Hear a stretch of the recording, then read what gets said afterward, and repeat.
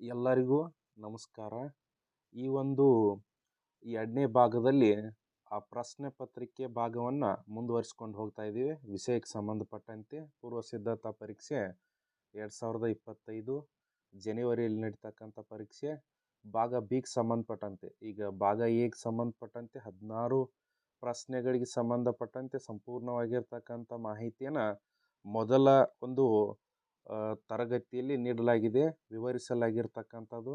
ಈಗ ಈ ಎರಡನೇ ಭಾಗಕ್ಕೆ ಸಂಬಂಧಪಟ್ಟಂತೆ ಭಾಗ ಬಿದೊಳಗೆ ರೋಮನ್ ಅಂಕಿ 5 ಅದಕ್ಕೆ ಮೇನ್ ಆಗಿರ್ತಕ್ಕಂಥ ಪ್ರಶ್ನೆ, ಕೆಳಗಿನ ಯಾವುದಾದ್ರೂ 8 ಪ್ರಶ್ನೆಗಳಿಗೆ ಪ್ರತಿಯೊಂದಕ್ಕೂ 2 ಪದ ಅಥವಾ 2 ವಾಕ್ಯದಲ್ಲಿ ಉತ್ತರಿಸಿ.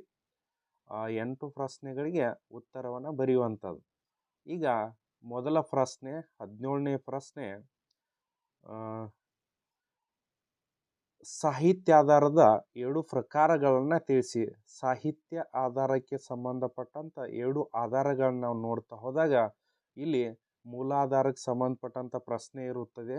ಇಲ್ಲಿ ಮೊದಲ ಆಧಾರಕ್ಕೆ ಸಂಬಂಧಪಟ್ಟಂಗೆ ಪ್ರಾಕ್ತನ ಆಧಾರಗಳ ಬರ್ತೈತಿ. ಎರಡನೇ ಒಂದು ಪ್ರಮುಖವಾಗಿರ್ತಕ್ಕಂಥ ಭಾಗ ಸಾಹಿತ್ಯ ಆಧಾರ. ಸಾಹಿತ್ಯ ಆಧಾರದಲ್ಲಿ 2 ಪ್ರಕಾರ, ಒಂದು ದೇಶೀಯ ಸಾಹಿತ್ಯ ಅಂತ ಬರುತ್ತೆ, ಇನ್ನೊಂದು ವಿದೇಶಿ ಸಾಹಿತ್ಯ ಅಂತ ಹೇಳಿ 2 ಸಾಹಿತ್ಯ ಪ್ರಕಾರಗಳನ್ನು ನಾವು ನೋಡ್ತಕ್ಕಂಥದ್ದು. ಇದು 17ನೇ ಪ್ರಶ್ನೆಗೆ ಸಂಬಂಧಪಟ್ಟಂಥ ಉತ್ತರ. ನೆಕ್ಸ್ಟ್ 18ನೇ ಪ್ರಶ್ನೆಯನ್ನು ನಾವು ನೋಡ್ತಾ ಹೋದಾಗ, ಹೊಸ ಶಿಲಾಯುಗದ ಯಾವುದಾದ್ರೂ 2 ತಾಣಗಳನ್ನು ಹೆಸರಿಸಿ ಅಂತೇಳಿ. ಹೊಸ ಶಿಲಾಯುಗಕ್ಕೆ ಸಂಬಂಧಪಟ್ಟಂತೆ 2 ತಾಣಗಳು, ಒಂದು ತಮಿಳುನಾಡಿನ ತಿರುನಲ್ಲವೇಲಿ, ಇನ್ನೊಂದು ಆಂಧ್ರ ಪ್ರದೇಶದ ಕರ್ನೂಲ್. ಇವು ಹೊಸ ಶಿಲಾಯುಗಕ್ಕೆ ಸಂಬಂಧಪಟ್ಟಂಥ ತಾಣಗಳು ಕೂಡ ಆಕ್ಕವ, ಹಳೆಯ ಶಿಲಾಯುಗಕ್ಕೆ ಸಂಬಂಧಪಟ್ಟಂಥ ತಾಣಗಳು ಕೂಡ ಆಕ್ಕವ. ಹೀಗಾಗಿ ಎರಡನ್ನ ನಾವು ನೆನಪಿಟ್ಕೊಂಡೀವಿ ಅಂದ್ರೆ ಸುಲಭವಾಗಿ ಅಂಕಗಳನ್ನು ಪಡಲಿಕ್ಕೆ ಸಾಧ್ಯತೆ ಇರುವಂಥದ್ದು. ಇದು 18ನೇ ಪ್ರಶ್ನೆಗೆ ಉತ್ತರ. ಇನ್ನು 19ನೆಯ ಒಂದು ಪ್ರಶ್ನೆ, ಮೆಗಾಸ್ಥೆನೀಸ್ ಯಾರು, ಅವನ ಕೃತಿಯನ್ನು ಹೆಸರಿಸಿ ಅಂತ ಹೇಳಿ.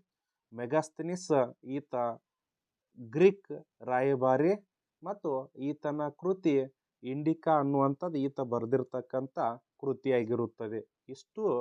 ಇದು 19ನೆಯ ಪ್ರಶ್ನೆಗೆ ಸಂಬಂಧಪಟ್ಟಂಥ ಉತ್ತರ. ನೆಕ್ಸ್ಟ್ 20ನೇ ಪ್ರಶ್ನೆ, ಬೌದ್ಧ ಧರ್ಮ ಪ್ರಸಾರಕ್ಕಾಗಿ ಕಾನಿಷ್ಕನ್ ಕೈಗೊಂಡ ಯಾವುದಾದ್ರೂ 2 ಕ್ರಮಗಳನ್ನು ಬರೆಯಿರಿ ಅಂತ ಹೇಳಿ ಅನ್ನುವಂಥದ್ದು 20ನೇ ಪ್ರಶ್ನೆ. ಇಲ್ಲಿ ಈತ ಒಂದು ಕಾನಿಷ್ಕ ಬೌದ್ಧ ಧರ್ಮಕ್ಕೆ ರಾಜಾಶ್ರಯವನ್ನು ಕೊಡ್ತಾನೆ. ನೆಕ್ಸ್ಟ್ ಅದನ್ನ ಏನು ಮಾಡ್ತಾನಂದ್ರೆ ಬೌದ್ಧ ಭಿಕ್ಷುಗಳಿಗೂ ಕೂಡ ವಿಸ್ತರಿಸಿರ್ತಕ್ಕಂಥದ್ದು. ಈತ ವಿಹಾರಗಳನ್ನು ಕೂಡ ಬೌದ್ಧ ಸನ್ಯಾಸಿಗಳಿಗಾಗಿ ವಿಹಾರಗಳನ್ನು ಕೂಡ ನಿರ್ಮಿಸಿರ್ತಕ್ಕಂಥದ್ದು. ಇದು 2 ಪ್ರಮುಖವಾಗಿರ್ತಕ್ಕಂಥ ಬೌದ್ಧ ಧರ್ಮ ಹರಡುವಿಕೆಗೆ ಅಶೋಕ ಕೈಗೊಂಡಿರ್ತಕ್ಕಂಥ ಕ್ರಮಗಳು. ಇನ್ನು ಭಾಳ ಪ್ರಮುಖವಾಗಿರ್ತಕ್ಕಂಥ ಪ್ರಶ್ನೆ 21ನೇ ಪ್ರಶ್ನೆ, ತೊಕೊಳಂ ಕದನ ಯಾವಾಗ ನಡೆಯಿತು, ಯಾರ ನಡುವೆ ನಡೆಯಿತು ಅಂತೇಳಿ. ಭಾಳ ಪ್ರಮುಖವಾಗಿರ್ತಕ್ಕಂಥ ಪ್ರಶ್ನೆ. ತೊಕೊಳಂ ಕದನ 949 ನಡೀತೈತಿ, ಸಮಾನಶಕ 949. ಚೋಳ ಮತ್ತು ರಾಷ್ಟ್ರಕೂಟರ ಮಧ್ಯೆ ನಡೆದಿರ್ತಕ್ಕಂಥದ್ದು. ಭಾಳ ನಿರ್ಣಾಯಕವಾಗಿರ್ತಕ್ಕಂಥ ಒಂದು ಕದನವನ್ನು ನಾವು ನೋಡುವಂಥದ್ದು. ಇನ್ನು ಮುಂದಿನ ಪ್ರಶ್ನೆ 22ನೇ ಪ್ರಶ್ನೆಗೆ ಸಂಬಂಧಪಟ್ಟಂತೆ, ಐಹೊಳೆಯಲ್ಲಿರುವ ಯಾವುದಾದ್ರೂ 2 ದೇವಾಲಯಗಳನ್ನ ಹೆಸರಿಸಿ ಅಂತ ಹೇಳಿ. ಐಹೊಳೆಗೆ ಸಂಬಂಧಪಟ್ಟಂಥ 3 ದೇವಾಲಯಗಳು ಭಾಳ ಪ್ರಮುಖವಾಗಿರ್ತಕ್ಕಂಥ ದೇವಾಲಯಗಳಿರ್ತಾವೆ. ಅವುಗಳನ್ನು ನಾವು ಬರೆದ್ರೆ ಭಾಳ ಪ್ರಮುಖವಾಗಿರ್ತಕ್ಕಂಥ ಪರಿಪೂರ್ಣ ಉತ್ತರವಾಗುವಂಥದ್ದನ್ನು ನಾವು ನೋಡ್ತಕ್ಕಂಥದ್ದು. ಅದರಲ್ಲಿ ಫಸ್ಟ್ ಒನ್ ಲಾಡ್ಕಾನ್ ದೇವಾಲಯ. ಎರಡನೇ ಒಂದು ಪ್ರಮುಖ ದೇವಾಲಯ ದುರ್ಗದ ದೇವಾಲಯ. ಮೂರನೆಯ ಒಂದು ಪ್ರಮುಖ ದೇವಾಲಯ ಮೇಗುತಿ ಜೈನ ದೇವಾಲಯ. ಇವು 3 ಐಹೊಳೆಯಲ್ಲಿ ಕಂಡುಬರುವ ಪ್ರಮುಖವಾಗಿರ್ತಕ್ಕಂಥ ದೇವಾಲಯಗಳು. ಇನ್ನು 23ನೇ ಪ್ರಶ್ನೆ ಭಾಳ ಸುಲಭವಾಗಿರ್ತಕ್ಕಂಥ ಪ್ರಶ್ನೆ, ಶಿವಾಜಿಯ ತಂದೆ ತಾಯಿ ಯಾರು? ತಂದೆ ಶಹಾಜಿ ಭೋಸ್ಲೆ, ತಾಯಿ ಜೀಜಾಬಾಯಿ. ಶಿವಾಜಿಯ ತಂದೆ ಮತ್ತು ತಾಯಿಗಳು. ಇನ್ನು 24ನೇ ಪ್ರಶ್ನೆ ಭಾಳ ಪ್ರಮುಖವಾಗಿರ್ತಕ್ಕಂಥದ್ದು, ಕೃಷ್ಣದೇವರಾಯನ ಯಾವುದಾದ್ರೂ 2 ಬಿರುದುಗಳನ್ನು ಹೆಸರಿಸಿ. ಕೃಷ್ಣದೇವರಾಯಗೆ ಸಂಬಂಧಪಟ್ಟಂಥ 2 ಬಿರುದುಗಳು. ಯವನ ರಾಜ ಪ್ರತಿಷ್ಠಾಪನಾಚಾರ್ಯ ಅಂತೇಳಿ. ಯವನ ರಾಜ ಪ್ರತಿಷ್ಠಾಪನಾಚಾರ್ಯ ಫಸ್ಟ್ ಒನ್. ನೆಕ್ಸ್ಟ್ ಎರಡನೇ ಒಂದು ಪ್ರಮುಖವಾಗಿರ್ತಕ್ಕಂಥ ಬಿರುದು ಕರ್ನಾಟಕಾಂಧ್ರ ಭೋಜ. ಕರ್ನಾಟಕ ಮತ್ತು ಆಂಧ್ರಕ್ಕೆ ಭೂಭಾಗಕ್ಕೆ ಸಂಬಂಧಪಟ್ಟಂತ ಆಳ್ವಿಕೆಯನ್ನ ಈತ ಮಾಡಿರೋದ್ರಿಂದ ಈತನನ್ನ ಕರ್ನಾಟಕಾಂಧ್ರ ಭೋಜ ಅಂತ ಹೇಳಿ ಕರೀತಾರ. ಇನ್ನೊಂದು ಕವಿ ಪುಂಗವ ಅಂತೇಳಿ, ಬಹಳಷ್ಟು ಕವಿತೆ ಮತ್ತು ಸಾಹಿತ್ಯವನ್ನ ಈತ ರಚಿಸಿರೋದ್ರಿಂದ ಕವಿ ಪುಂಗವ ಅನ್ನುವಂಥ ಬಿರುದನ್ನು ಕೂಡ ಈತ ಹೊಂದಿರತಕ್ಕಂಥದ್ದು. ಇನ್ನ 25ನೇ ಪ್ರಶ್ನೆ, ಅನುಭವ ಮಂಟಪವನ್ನ ಸ್ಥಾಪಿಸಿದವರು ಯಾರು ಮತ್ತು ಎಲ್ಲಿ? ಅನುಭವ ಮಂಟಪವನ್ನು ಸ್ಥಾಪಿಸಿದವರು ಬಸವೇಶ್ವರರು. ಬಸವೇಶ್ವರರು ಸ್ಥಾಪನೆ ಮಾಡಿರ್ತಾರ. ಎಲ್ಲಿ ಸ್ಥಾಪನೆ ಮಾಡ್ತಾರಂದ್ರ ಕಲ್ಯಾಣದಲ್ಲಿ ಸ್ಥಾಪನೆಯನ್ನ ಮಾಡಿರ್ತಕ್ಕಂಥದ್ದು.